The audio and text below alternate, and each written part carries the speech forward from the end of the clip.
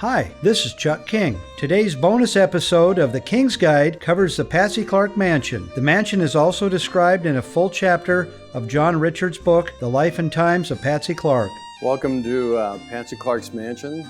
It was designed by Kirtland Cutter, famous Spokane architect. It took 2 years to construct the home, and the family moved in 1899. That consisted of Patsy and Mary Clark and the 6 children. The home is over 12,000 square feet. Many of the items were designed by Tiffany. Is this beautiful stained glass window, which has a peacock theme and was considered to be the largest stained glass window in a private residence this side of Mississippi, and supposedly the largest one that Tiffany ever made. The Tiffany stained glass windows today are reportedly worth about $500,000. Patsy wanted Cutter to design the most impressive home west of the Mississippi. Well, this room is called the French room. It's just right off the foyer, the entrance, and it's got gold-gilded columns, and the marble around the fireplace was Rosa marble imported from Italy.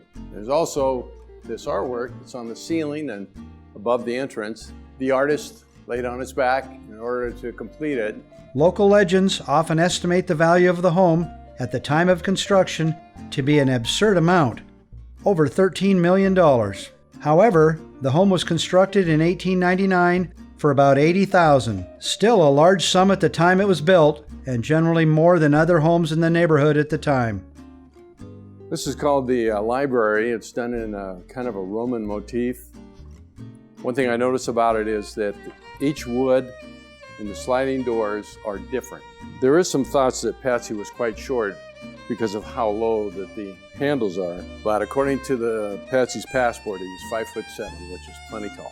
In the early 1900s, Spokane newspapers published articles on the largest household assessments, and the Patsy Clark household was the wealthiest at the time, and the heaviest taxed. A.B. Campbell and James Clark were second and third on the list. The entryway chandelier may have been brought to the home from a brothel in Montana, but the truth of this story is in question. Certainly, Mary Clark would question it, even if it were true. This is called the Chinese room, but it was more commonly used for gambling. Patsy loved to play cards.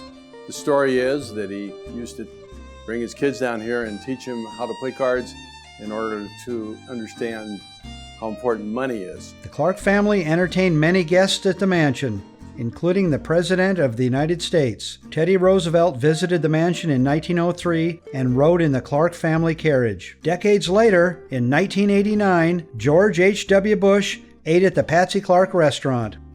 And this is also where President Bush had dinner with Tom Foley and his wife and the head of the Environmental Protection Agency. Learn more about the Patsy Clark Mansion in John Richard's new book, The Life and Times of Patsy Clark, available online at www.nostalgiamagazine.net.